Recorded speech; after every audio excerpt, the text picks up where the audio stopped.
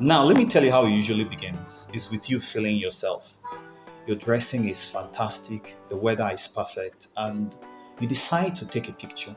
The picture you end up with is a killer shot.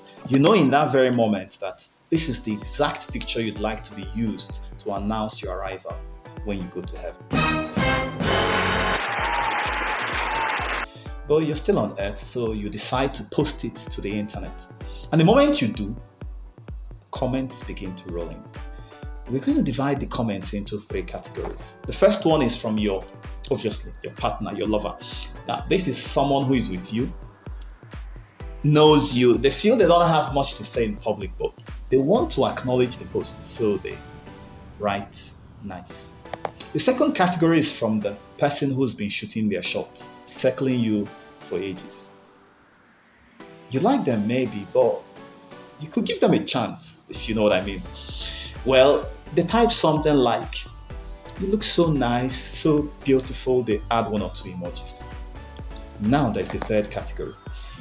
This type, they are the ones who don't have a chance. In fact, if they are the last person remaining on earth, you would still not listen to them.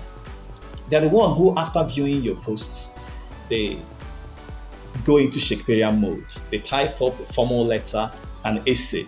"Oh, you look so there, you look so God's image, like the angels, apple of my eyes," blah, blah, blah. I mean, they finish up with 1,000 emojis and you don't even read up because you don't care. Does that ring a bell? Now, what if I told you that this social media drama is the secret key to your success branding? Because let's look at it. Are you tired of chasing likes, counting comments, and getting exhausted, and at the end, getting zero sales? It's probably because you're counting the wrong thing. Because from what we've seen here, it's not about those who come into the comments to make a lot of noise. They are important, but they are there to give you the validation, the attention, the noise that something is going on. Most of the time, they are not the ones who end up buying. The second category, who say you're so cute and all that, they are the customers who are still, potential customers who are still indecisive. They may buy, but they've not made up their mind. But you see your partners, those ones who get into the DM, those are the ones who buy. It proves that the people who are in the mood don't waste so much time in fluff. They go straight and knock on the door. What this tells us is that